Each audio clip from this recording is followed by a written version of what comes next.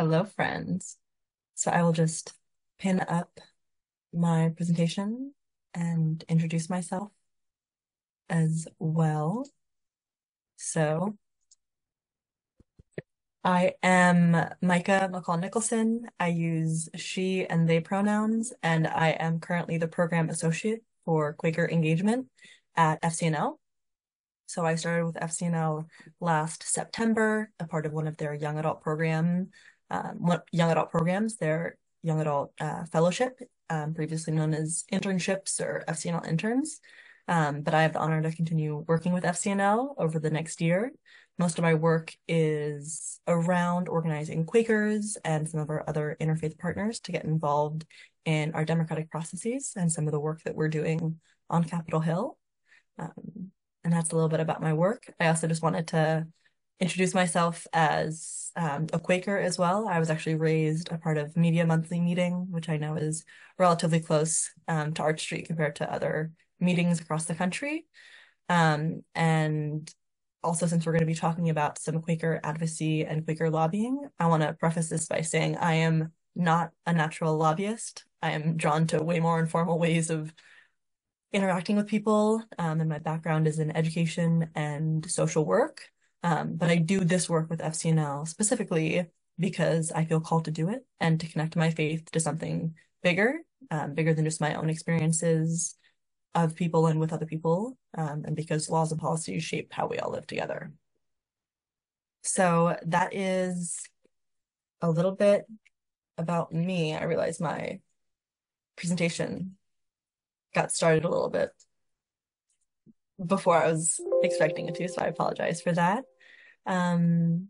But I'm joining you all here this evening to talk about spirit and action, and specifically the way that FCNL approaches lobbying for the world that we seek. So I just introduced myself a little bit, and I want to encourage, we have a small enough group of 4 people, 5 people. I see that Alexander has joined with us as well. But I want to hear how you all are showing up in this space this evening. You can either raise your physical hand or send it in the chat if you don't want to share. But if you're willing to share your name and pronouns, and also either what led you to join this conversation this evening, and or what you know of FCNL coming into this conversation. Does anyone feel led to introduce themselves first? John, I believe it is. I'll ask you to unmute.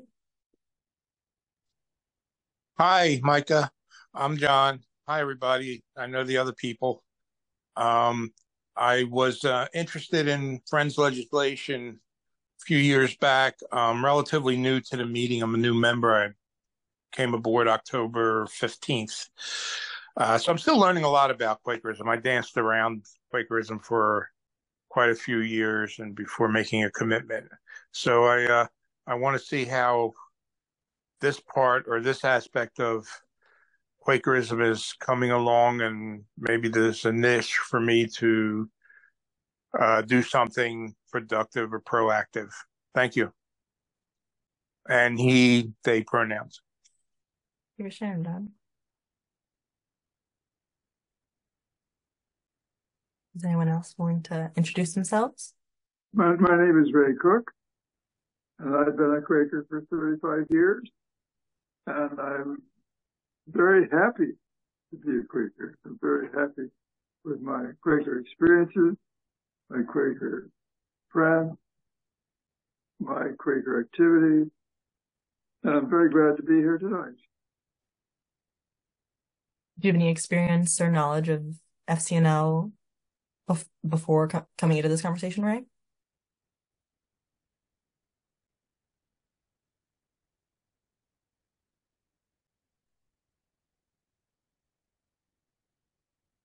If he doesn't respond, I will introduce myself, Alexander Barnes. I'm the FCNL contact for the Adelphi monthly meeting. I've been in close touch with FCNL for decades. Wonderful. Happy to have you. Lois, I think I also... I'm Lois. I use she, her pronouns, and I'm a fan of FCNL. I get the newsletter. It helps keep me abreast of what's going on with Congress and what they're up to. And I'm really glad to have you here talking to us tonight. Thank you for sharing, Lois. I'm planning to go to the annual meeting. I've been to the last dozen or so. I didn't go during the pandemic. And I have mixed feelings about the new site. I talked to Bridget about that. I explained to her there wasn't that convenient service to the Capitol from there, but they'll probably handle that. We'll do our best, but I'll bring back some notes from this program, Alexander, and I would be happy to convey that Just concern say as well. hi to Bridget for me. I would be happy to. Is there anyone else who feels led to introduce themselves in this space before I start throwing some information at you? I think most people have shared. Okay. I will also send in the chat right now for people who are able to attend programs in person or at the time that they are provided and recorded. We like to keep a track of who's able to attend those programs.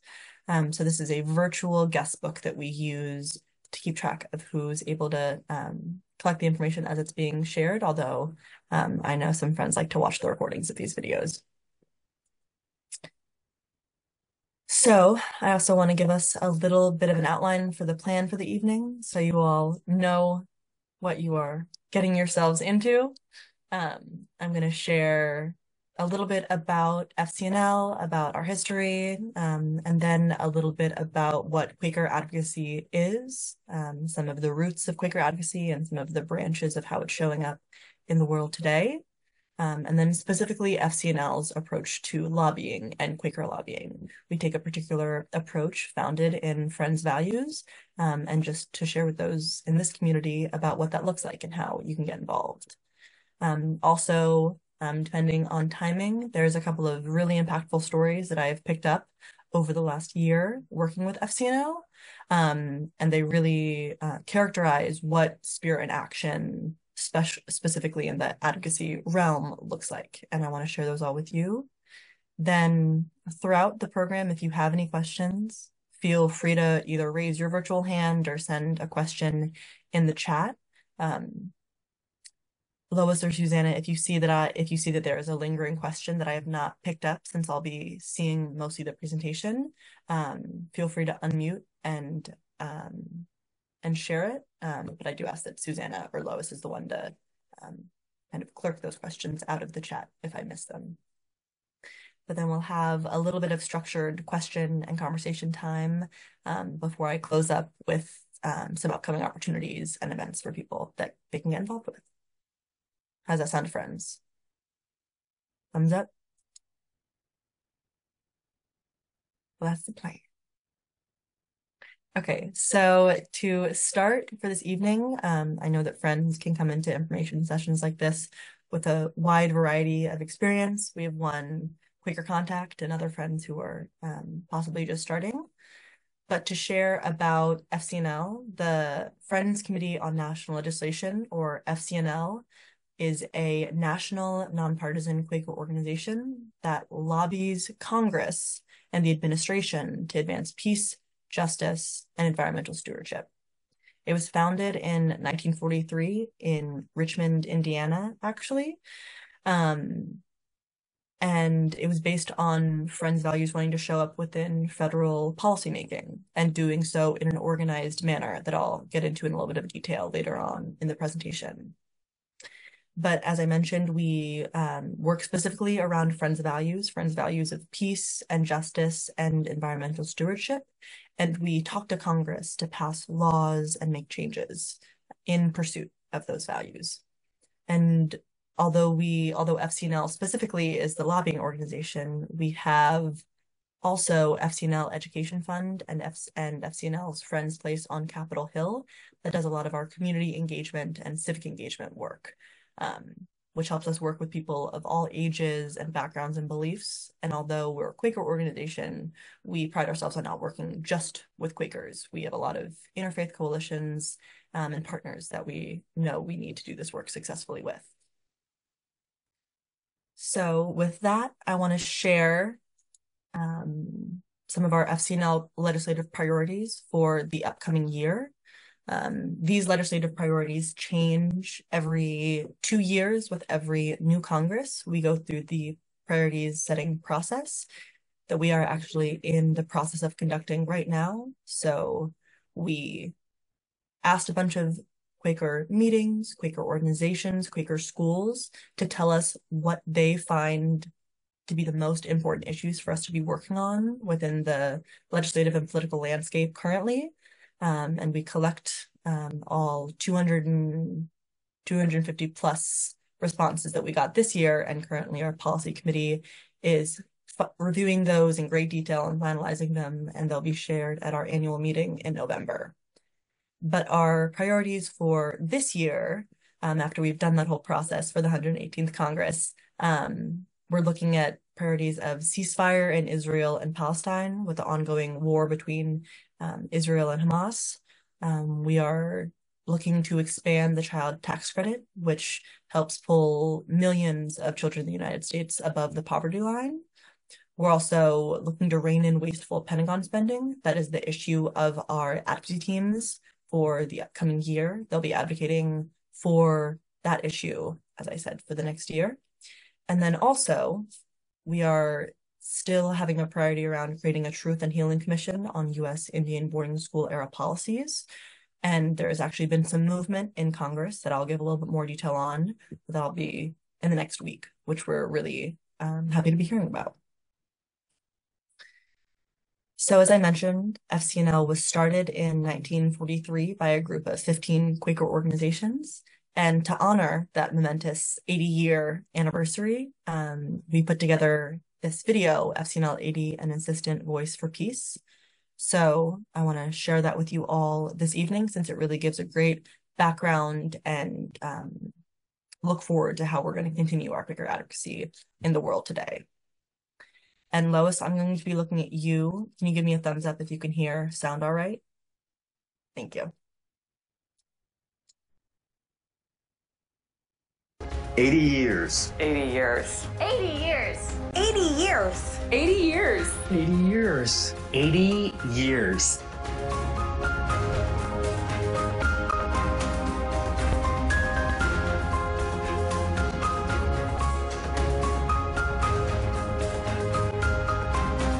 As the oldest registered religious lobby in Washington, D.C., FCNL has faithfully lobbied Congress and numerous presidential administrations for 80 years.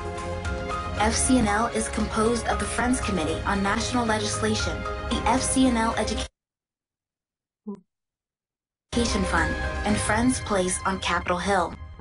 Together, these three Quaker, nonprofit, and nonpartisan groups form one of the most effective change agents in Washington, working to advance peace, justice, and environmental stewardship through lobbying, education, civic engagement, and hospitality. We need to be brave enough to change. Anything that's constant about Quakerism, it's our needing to be open to continuing revelation. And that means being courageous enough to know that we need to continue changing and evolving and responding to the needs that the world has. Established by Quakers in Richmond, Indiana in 1943, FCNL began lobbying against military conscription and for aid to Europe during World War II. Since the beginning, our legislative policy has been rooted in the belief that there is that of God in every person. From defeating mandatory military training to helping to thaw relations with China, FCNL's first 30 years were marked by efforts to stop violent conflict around the world and address root causes by changing public policy through legislation. It's fair to say that What attracted me the most to Quakerism is a peace testimony. You can apply this knowledge to peaceful purposes. That's possible. FCNL has remained steadfast in its commitment to a more peaceful and just world, from promoting laws that provided relief to Europe during and after World War II, and playing a significant role in the creation of the Peace Corps in 1961, to preventing future wars. In the 70s, Ed Snyder led efforts to cancel the appropriations of $474 million to the South Vietnamese military, expediting an end to the U.S. war in Vietnam. And in the 80s, FCNL helped thaw relations with the Soviet Union and built congressional support for a series of international treaties to reduce the number of nuclear weapons and lessen the threat of war. In the 1990s, FCNL helped to ratify the UN Convention on Chemical Weapons and then advocated for the United States to adopt a code of conduct on arms transfers. However, no one knew then how much the 9/11 terrorist attacks would catalyze a pivotal shift in U.S. foreign policy and mark an important point in FCNL history. Right away, the staff went to work on what's the United States going to do and what can we say about this now. The one we kept coming back to was war is not the answer.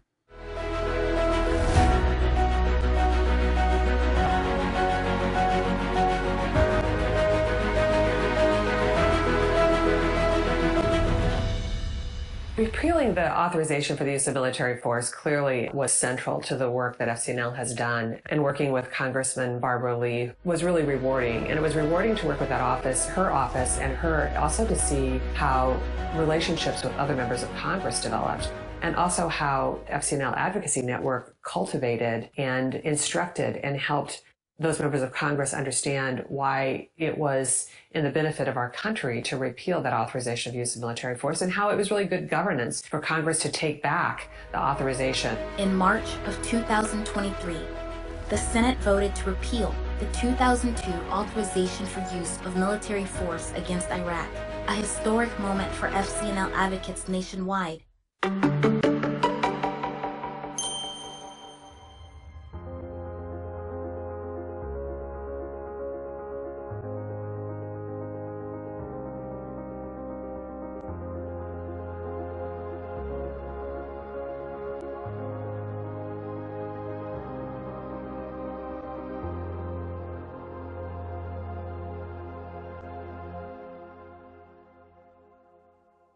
We think what we're going through right now is bad. It is, but it has been bad in other times too. And in just contemporary history, it has been bad with World War I. It has been bad with a global depression. It has been bad with World War II, and then the Cold War, and then in the United States in the 50s. But we keep going, and we keep making positive change. FCNL carries a persistent, prophetic, and powerful commitment toward our vision of the world we seek.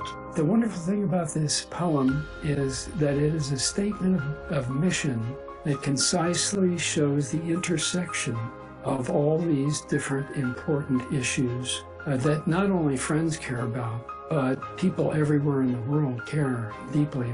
We seek a world free of war and the threat of war. We seek a society with equity and justice for all. We seek community where every person's potential can be fulfilled. We seek an earth restored.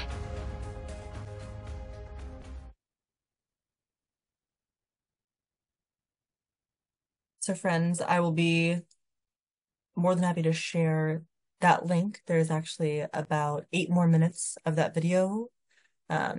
But due to time and attention, I want to share some other information with you all.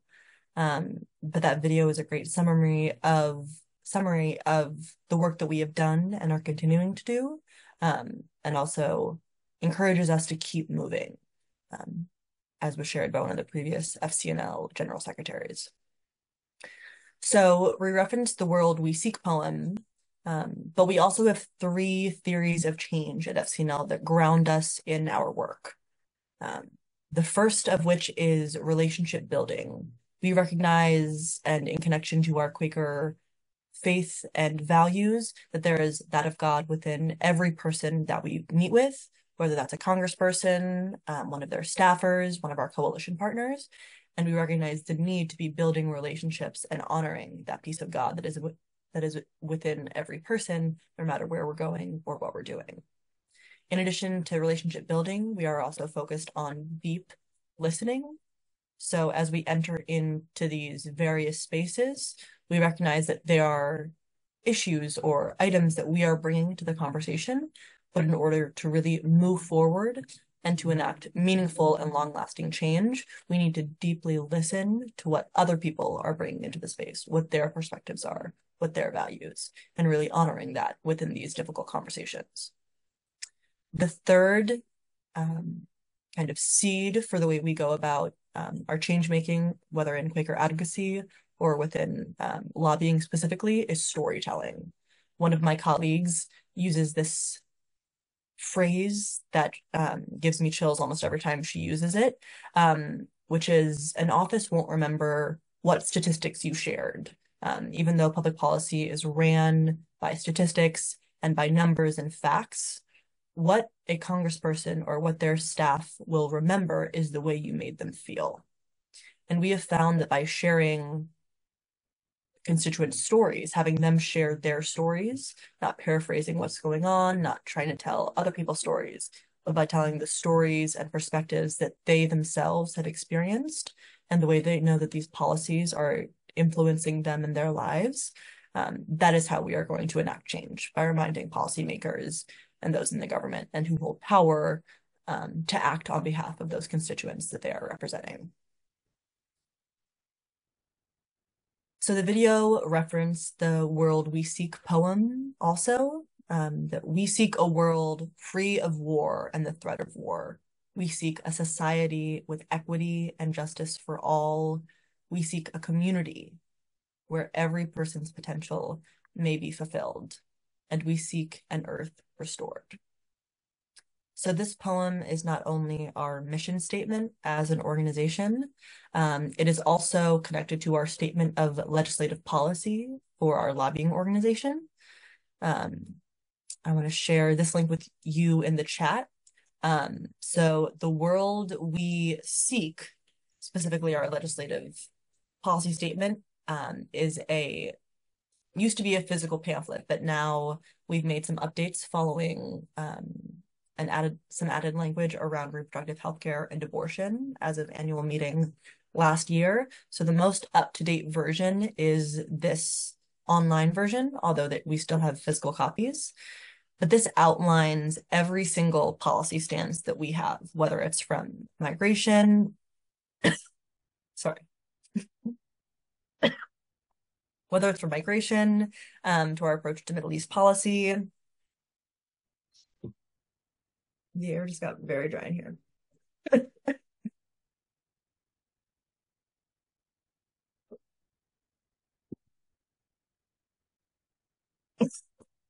Sorry.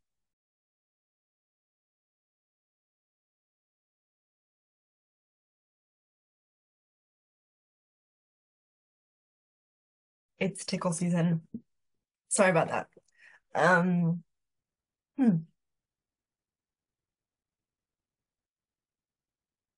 So the world that we seek is the basis.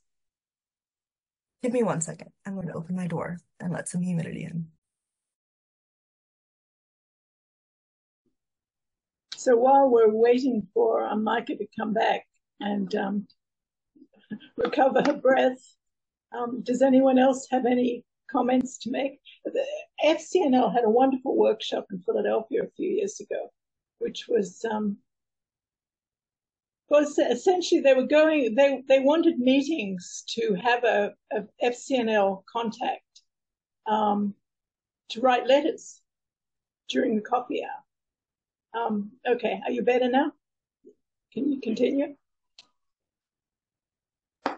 I can, but I appreciate you bringing that up, yeah. Susanna.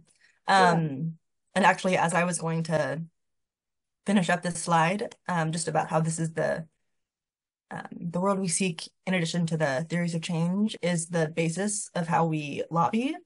But the lobbying language and experience comes out of a Quaker tradition. And it also comes back to the idea that advocacy is rooted in our faith. And that's what connects us to our organization's partners, as well as people across many different faith traditions. And as I finished up that, I was going to offer a pause if anyone had any additional comments or questions related to what I've just shared.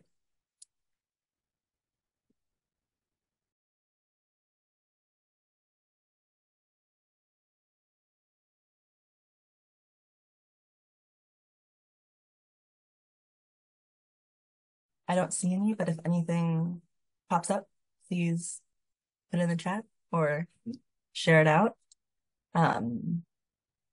So those are specifically related to FCNL's work as it's been previously and as it is in the present. But something that really shapes the way that we're doing our work is Quaker advocacy in general. So advocacy in general is a specific approach that Quakers and many others take to advocating within the federal government, but it can also be within state and local governments.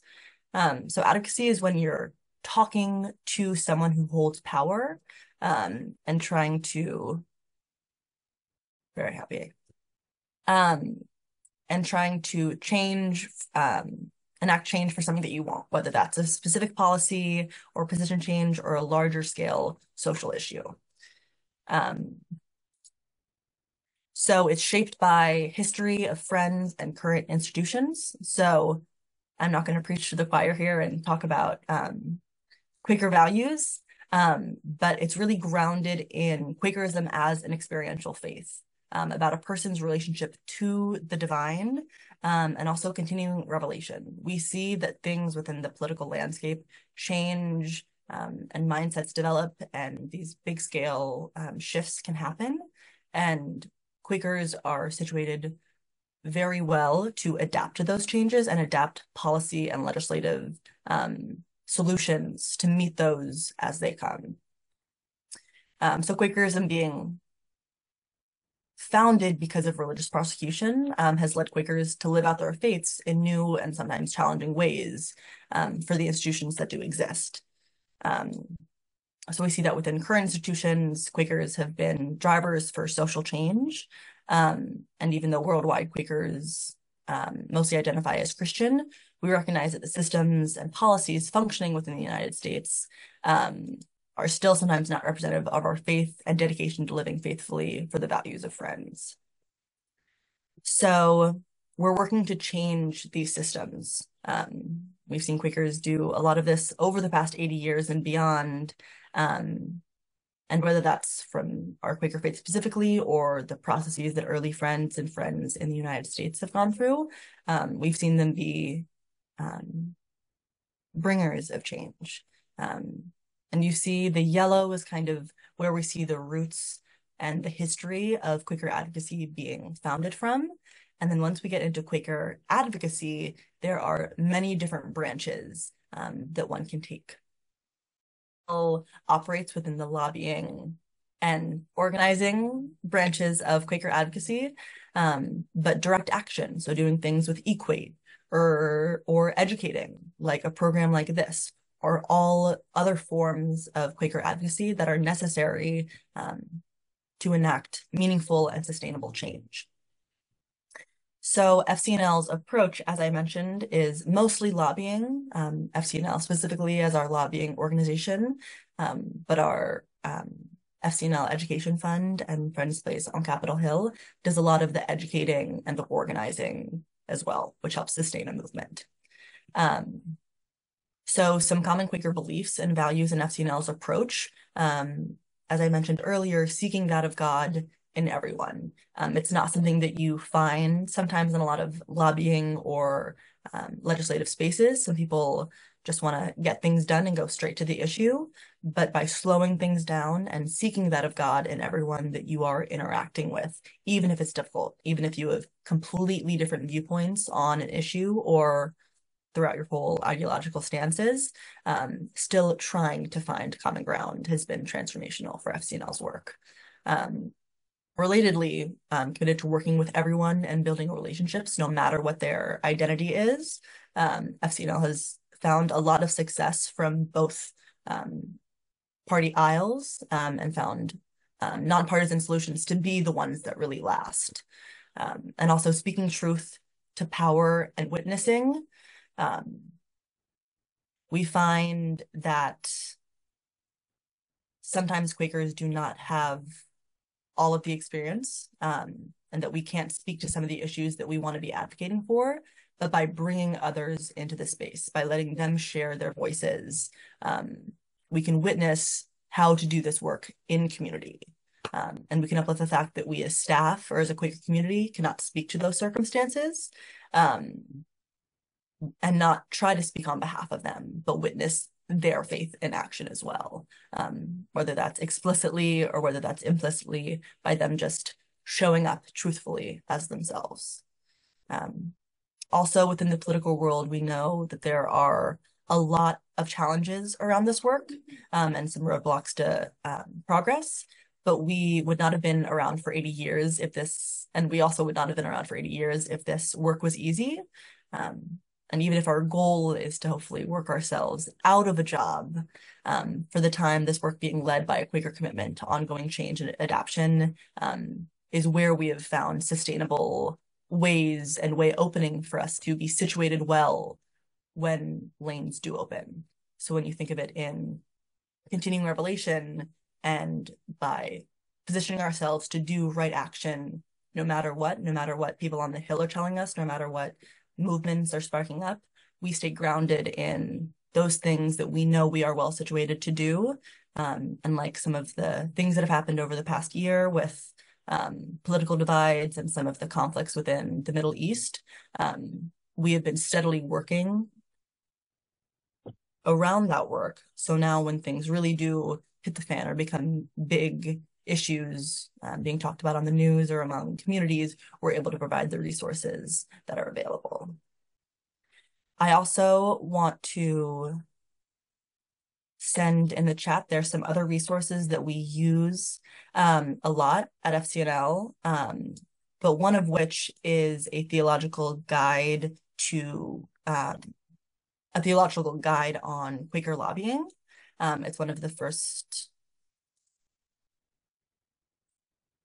it is one of the first resources that I used to help me ground in this work specifically related to Quaker theology and identity.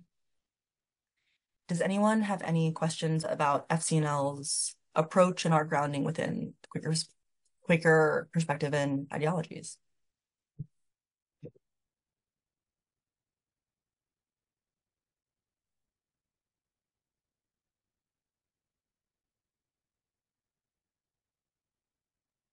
Yeah, how do you all sit around like in meeting for worship and figure out what to do, or is there one person that? I mean, this is actually very interesting. How do you decide which issue to take up? Mm-hmm. That's a great question. Thank you. So we've actually been doing some restructuring and an approach of distributed leadership. But that's for kind of organization-wide decisions and how to go about making the decisions that work best for the organization as a whole, but also the staff that are a part of that organization. But for our legislative priorities and issues specifically, that's where we get a lot of the information from our priorities process. So if we ever have any pushback from individual communities or from people in offices on the Hill about why are you being so determined and so persistent on these issues that we tell you are not going to make movement, it's because we have done the hours and the months of work to collect the responses from friends across the country, and so that our advocacy is grounded and strengthened by those voices. We are not working because FCNL wants these things. We are that voice for friends within Congress who might either not have the means or the resources to come to Washington, D.C. on a daily or weekly basis. But we really are living out their faith and their values. Although we can't live out all of their values, we can't speak for every friend within the United States. We really do our best to collect and ask as many meetings and schools and organizations to tell us what they want us to advocate on, because we really listen, and that's how we ground our work. And then I also had the honor of going back, and we've made some changes to include how communities are connected to the issues they want us to work on. So sometimes it's even more in depth than just, we think this is important. Does FCNL have a stand on the Russia-Ukraine war?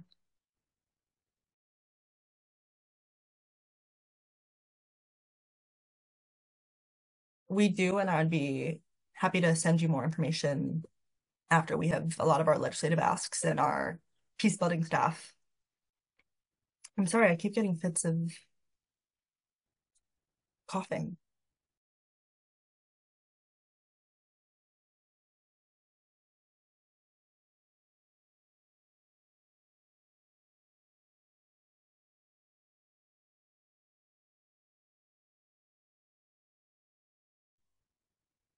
Okie dokie. Well, I want to get into a little bit, and this might be very familiar to some folks, but when we look at not only Quaker advocacy and organizing, but also larger organizing for social activism, we see a breakdown of 4 roles, somewhat similar to the branches of that tree that I introduced. And these 4 roles are the advocate or reformer. And this is an identity that FCNL very much holds. An advocate is someone who is working with people in power to make change. So they're engaging and working within an existing system to change those systems from within. So FCNL does this by talking with congresspeople. The second role of social activism is the organizer or the change agent role. I have 2 names on some of these because there's a couple of different models, one by Bill Moyer, and some have been adapted, including George Lakey has worked with a lot of these. But the organizer or the change agent role is someone who sustains that movement. So the organizer experiences joy from collecting people around a common cause, and individuals who may be working within little pockets. So there might be a team working on an issue in Ohio and a team working on an issue in New Mexico. But an organizer will pull all of those people doing similar work to really rally together and to make their work more impactful on who they're trying to make a difference within. The helper or the citizen role is someone who helps mitigate the effects of an issue as they're happening. So the advocate and the organizer are doing some long-term planning. They are making conversations. They are trying to build for change. But the helper realizes that there are negative impacts affecting people right now. And in order to sustainably make a movement, you need to help those people now, whether that's giving out water, whether that's fundraising for people, whether that's getting people out of Gaza and either into the United States or into Cairo, and doing some of that work that helps save lives while they're at risk. The 4th role is the rebel role, and this is someone who is kind of working outside of the system. So this is someone doing protests or direct actions or disrupting the system in order to pull attention to a problem or injustice. You need all 4 of these roles in order to make a successful social movement, because all of them balance each other as you're putting pressure on a system and pushing from within a system to help people enact change. So we come back to this structure a lot in our work because, as I mentioned, FCNL usually acts as that advocate or that organizer, rallying people together, but we need those people who are doing direct actions, and we need those people who are being helpers in their communities, because that gives us space to do our own work.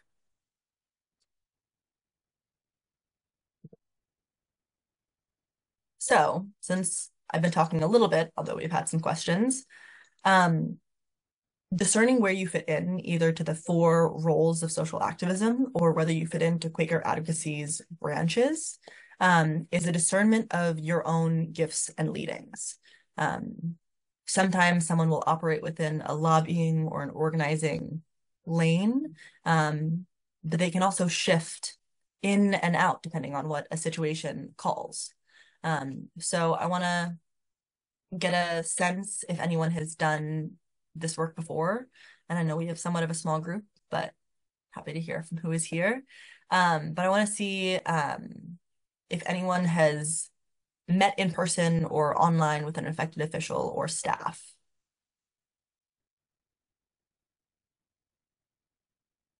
And you can either raise your physical hand or your virtual hand if you've ever done this. And if not, then we'll get to learn about it.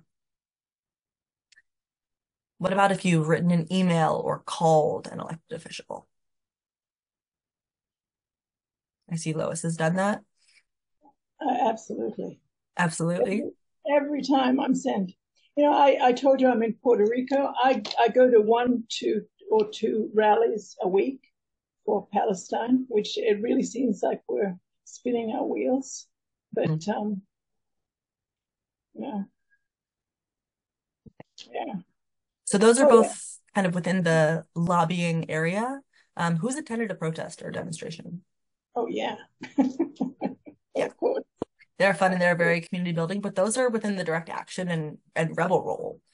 Those are working outside of a system to put pressure on it. What about, have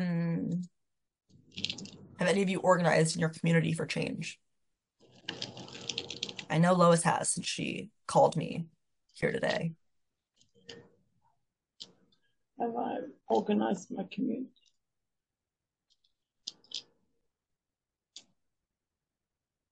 Yeah. Sure. That'd be the organizer and sometimes the educating role. Sometimes those can be somewhat synonymous.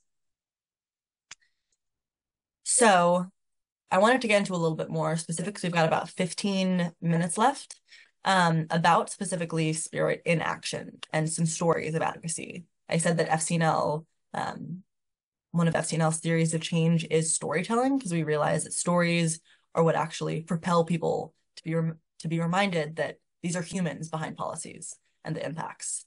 The first thing I want to mention about FCNL's work that's really salient right now is our work around ceasefire in Gaza and in the Middle East. So FCNL, along with our WISC coalition partners, which is WISC stands for Washington Interfaith Staffers Community. So really channeling into a network of people with different values and different perspectives, but gathering around a shared cause or interest. But we've been able to gather with them in the days following the initial attacks and violence in Gaza and Israel to push legislators for a ceasefire, like I said, in the following days that this occurred. Following an interfaith letter that was published and shared and circulated with some of those organizational partners, our 2 Middle East staff, Odelia Matter and Tassan Al-Tayab, have been hosting Ceasefire Now weekly coalition calls that bring together 70 Quaker communities, that bring together 70 plus organizations doing this work. We've had a lot of success, as I'll mention later, with some of our Mennonite brothers and sisters that have been really organized, and by pairing with them and doing some of that relationship building and community building, we've been able to connect with them and attend lobbying visits with them to boost the voices that are calling for a ceasefire. I also want to uplift within this community and that we've had 70 Quaker communities submit meeting minutes of concern around the violence that has occurred. This is the largest number of minutes we've received on any issue. It's been a call that we're very grateful to have answered. And you can find that collection of minutes that I will send in the chat. I'm trying to be good about my links because I prepared them. And also, we've also put out a ceasefire meeting minute cover letter that friends are encouraged to, after they've written a minute of concern, to use that cover letter to share their minute with their legislator, because a minute is great for understanding where your community is at on an issue, and just the process of creating such a minute. But then we really want to make sure that the people that are representing your community, whether that's one congressperson or distributed over different districts, is hearing your call for a ceasefire and calling action. That's how we support communities doing this work, because it's not just us calling. And yeah, and also, as I mentioned, there have been some interfaith collaborations between our nationwide advocacy teams and Mennonite communities. These are some of the most powerful stories I've heard of our advocacy teams that are mostly Quaker and based out of Quaker meetings, pairing with Mennonite communities that are also interested in advocating on this issue. Ceasefire has been advocacy teams' issue that they're lobbying on for the past year. And they've been able to build a lot of communities around their faith and grounded in faith to support these issues. So in addition to our faith-based advocacy, we've also seen the power of conversations and relationship building. So not only bridging those divides related to religious and some ideological differences, but doing some just and resilient democracy work. So one of my colleagues, Garrett Simmons, as I shared, attended this Braver Angels Network conference at the end of June that focused on conversations between Americans with opposing political viewpoints. So this is a big concern that we are dealing with in the American political landscape, that people have almost exactly opposite or contradictory viewpoints about policy or social justice issues. And a concern is, how do we move forward? How do we bridge those divides and find common ground with people who have starkly contradictory viewpoints? And some of the work that FCNL has been doing has been focused around this and sharing that within our FCNL advocacy teams networks to model this for community members.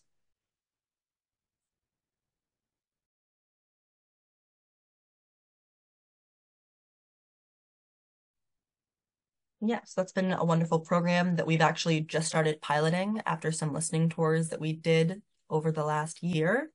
And it's called Bridging Gaps Through Dialogue. So if there's I know there's not an advocacy teams within Philadelphia, but do you know what the closest advocacy teams to you all would be? Susanna or Lois? Well, that might be a connection we can do after this call.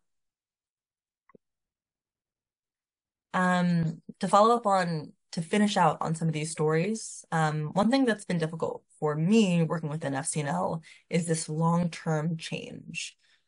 It's something that I want to see the results of my work now or right when I check it off my to-do list, but FCNL has really committed themselves to long-term change that is grounded in our faith. One of the most recent examples of this is the Truth and Healing Commission on the Indian Boarding School Policies Act in the United States. This is a bill that has seen many forms throughout the House and throughout the Senate as it's been edited and put back to committees and edited some more and delayed on being voted on. But it's the commission that calls for, but it's the bill that calls for a commission to look into what happened with Indian boarding school policies in the United States. This is something that Quakers have been doing a lot of talking about, and our role in organizing and facilitating some of those boarding schools. And we've been advocating for this for years, specifically FCNL's Advocacy Corps focused on this for a whole year back in 2022. So we had more than 10 organizers doing this community work in their local either school towns or hometowns. And so they've been doing that work 2 years ago. Our Spring Lobby Weekend this past March, so a couple months ago, was focused on this commission. And now we are happy to see that that a vote has actually been scheduled for the end of next week on Friday to actually have it be voted on in the Senate.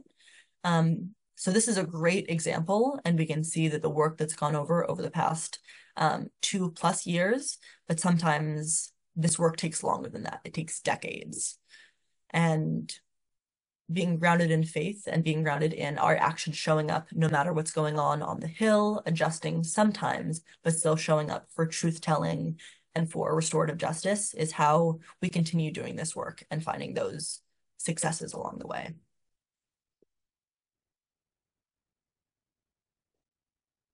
Can I ask you pause about, here and yeah.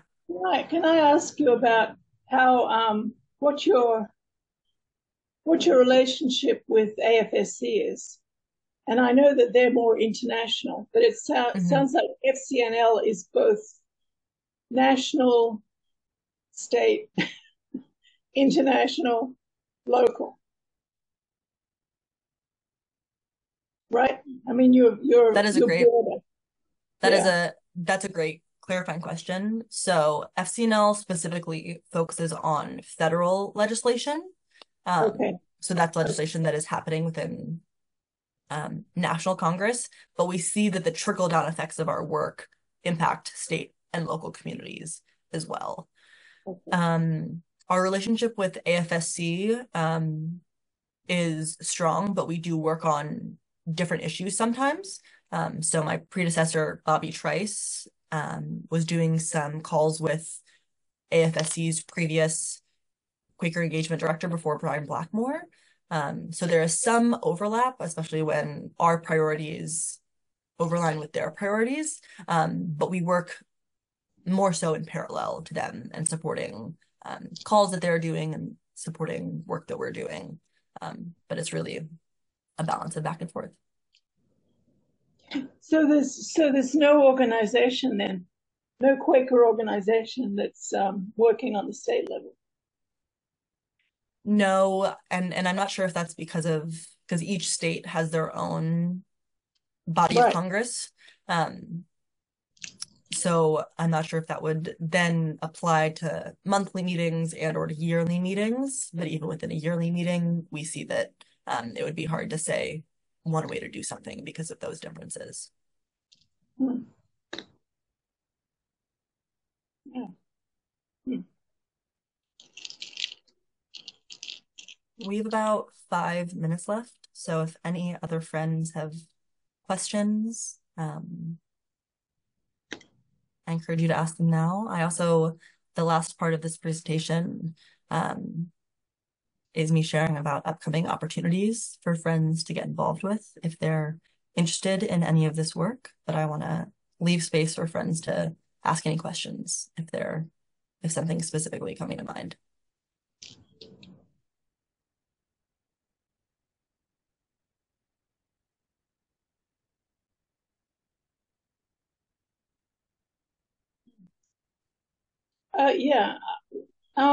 Was FCNL ever involved in trying to stop the condition of apartheid in Palestine? Because I know AFSC was for years.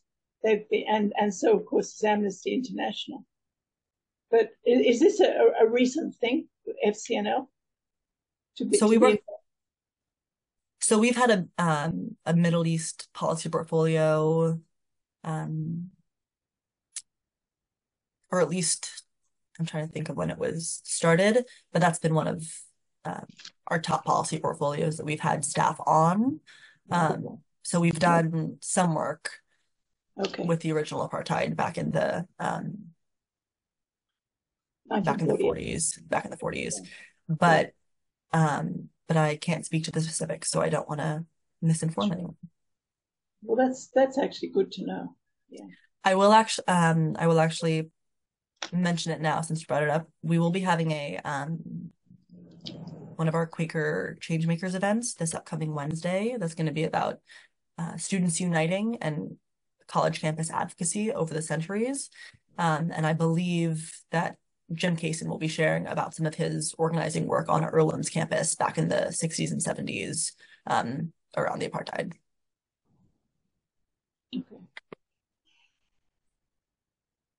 Well, I do want to share some of these programs in case people here now or people who watch in the future are interested in getting involved or sharing any of these opportunities.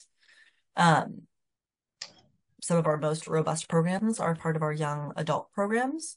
The program assistant cohort or fellowship that I was a part of for the past year gives young adults the opportunity to be full-time staff with FCNL for September through July. And similarly for the summer internships, it's just for the summer, but it's a great opportunity to get involved in the lobbying world, in the advocacy world, and learn about this work for specific time periods. We also have 2 other young adult programs that are available to young friends. We classify young friends as between 18 and 40. And our young adult program, Spring Lobby Weekend, is actually available to friends in high school, so you don't have to be 18 to attend that one. But Advocacy Corps is an opportunity, a part-time opportunity for friends who want to organize in their communities over 10 months. So there's one topic that they focus on, and it is an opportunity to learn and organize, and then kind of learn if you want to continue doing this work, either with FCNL or another organization. And Spring Lobby Weekend is a great kind of entry point for young adults into the lobbying and advocacy world. It's a 4-day conference in March that is really focused on professional development for the young adults that come. So they're learning about lobbying and an ask that FCNL wants to rally around and focus on, but also it's a great time to network and just to learn how to do this work within DC. That's great. My work specifically is some of this travel to meetings in schools. I also do a lot of work with Friends Place on Capitol Hill, which provides programs for people to stay when they visit DC. But it's really engaging communities that want either more information or want broad information about FCNL or more specific information. We provide a diversity of programs. And also our advocacy teams network is as put a nationwide network. We have advocacy teams in 49 states and over 130 advocacy teams across the country that do a lot of this work when we call on communities saying that legislators are sick of hearing our voices and seeing our faces, and they schedule calls and they do this community building. And as I said, sometimes other powerful things like that bridging divides listening tour can come out of some of the work that they're doing. And it's really astounding. I'm going to leave this on the screen for anyone who follows up on it after the fact, but these are some contact information and websites for people who are interested in getting information about young adult programs, about advocacy teams, or about Quaker engagement. There are short links to the places that they live on our website and some staff contacts if you're interested.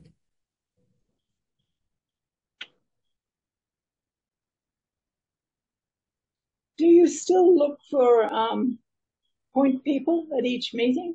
Mm-hmm. Yep. So we still ask for Quaker contacts.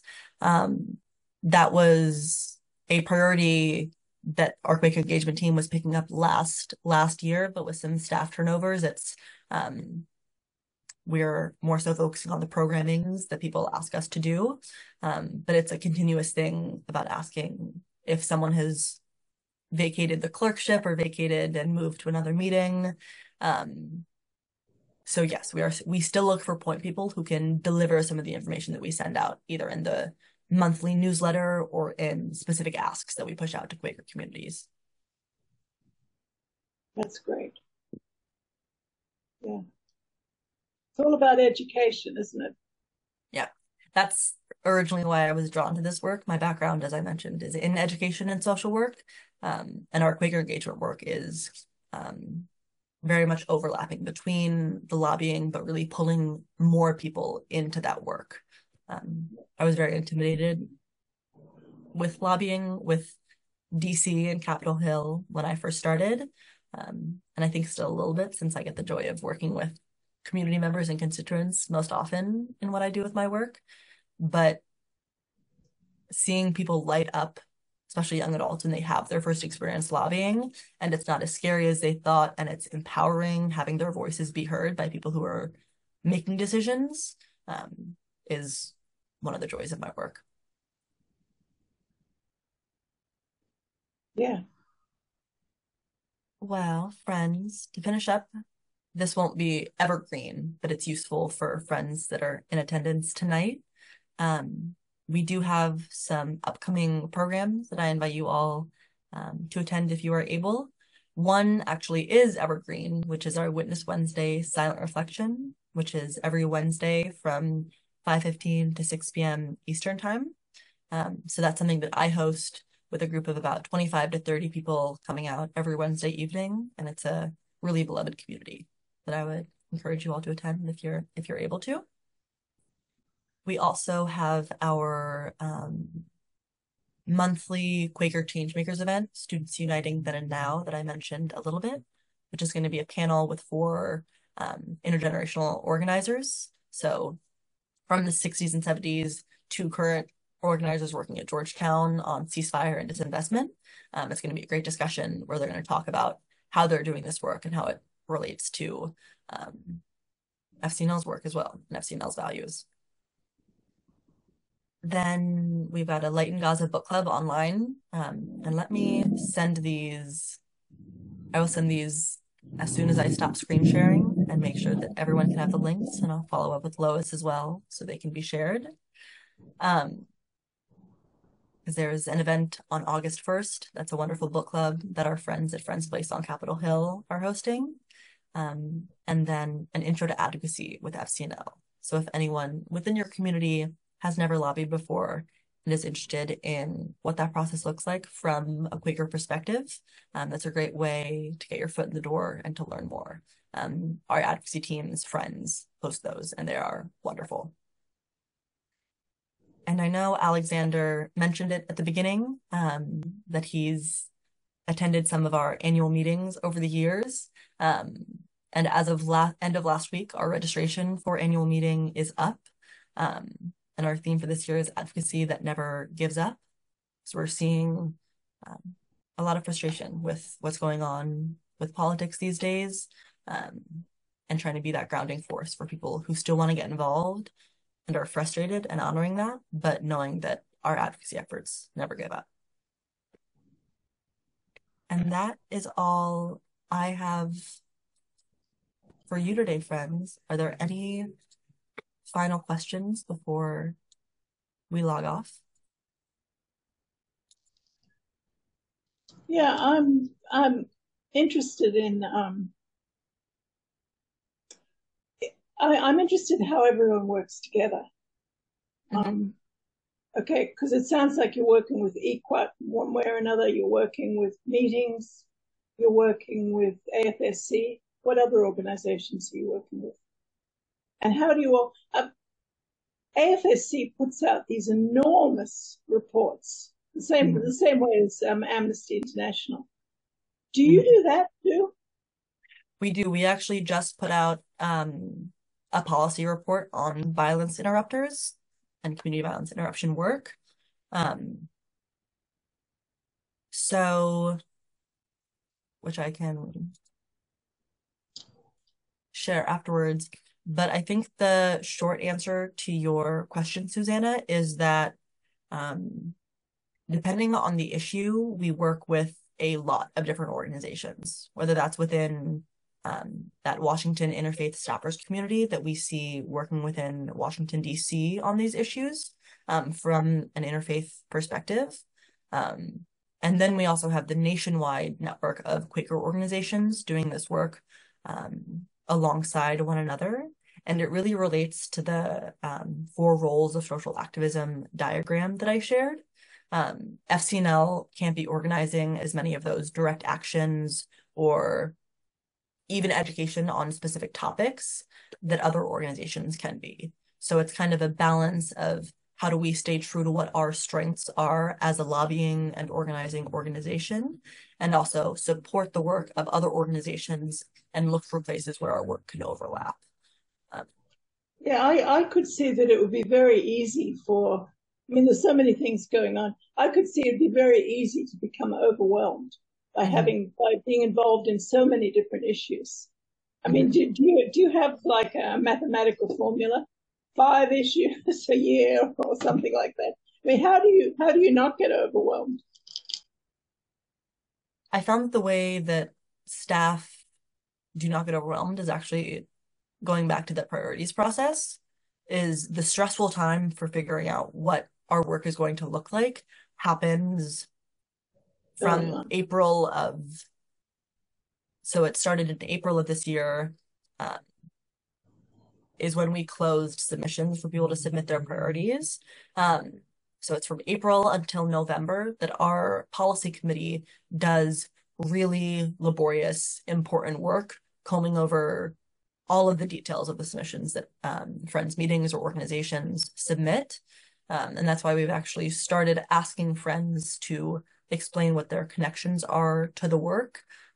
If they have people within their community that are organizing with another organization or have been hosting migrants or have been fundraising as a part of their community, and really trying not to create more work for ourselves or do work where others are doing work, but where we can live into our identity as a lobbying organization, but know that there's power in people, and that's one of our approaches to the work as well. And how do we organize people where they feel sustained and where they don't feel like they're doing the exact same thing with one organization after another, of only going into the basics? And how do we support the building of community so we can go deeper and so that we can really get to the root of these issues and enact change that's, as I said, sustainable? Well, if you ever become interested in Puerto Rico, I can hook you up with something. I mean, we're very upset in Puerto Rico. We have one representative in Congress, and this person is a member of the United States Republican Party, and she's running for governor. You know, I mean, there's a lot of issues. The organization that I do all the rallies with in Palestine, it's called Madres contra la Guerra. And the lady who's been running it, Dr. Sonia Santiago Hernandez, she started it about 2001 over the Iraq War. She was trying to get people not to join the military. And in Puerto Rico, just about every male I have met has spent time in the military. In fact, maybe all of them. I mean, it's so.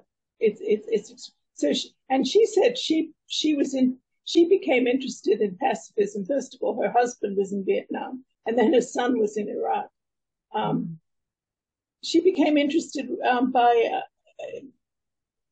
by interacting with Quakers when she was in Berkeley doing a PhD. So I just thought that was interesting. So that's an organization you've probably never heard of, but this is an extremely well, I don't know how effective they are, but they're very active in Puerto Rico. And of course, at the moment, they're concerned with Palestine, but not just Palestine. I mean, everywhere. You know, what's going on in Haiti, what's going on, you know, everything. Congo, yeah. So that's so if we want people to, if we want FCNL to lobby on behalf of Puerto Rico, as far as I know, I'm the only Quaker here in Puerto Rico, which is another issue. I mean, there's got to be others, but I haven't met any. So so what do I do? Just write a letter by myself and say I'm a Quaker at large, a member of Arch Street. That might be the way to go. I know that FWCC also has some resources about finding Quaker meetings within the Americas in general, but I think that's where, like, if you have your power in your one-person community and you want to share that message with your congressperson or their office, we also are in the business of empowering you to do that, because if that's where you have power, naming where you have power is important.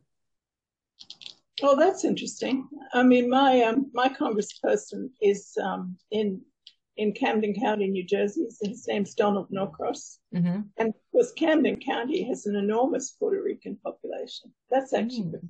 See, This is why we do this. You gave me a very good idea. Thank you so much for that. Yeah. All right. So it's a two-way thing. It's not it's not us just asking you to do things. It's you asking us to do things too. Yes, it's very much a two-way relationship of and giving us the information that we need in order to do it. Well, yep, that's the great. support and the support and the information.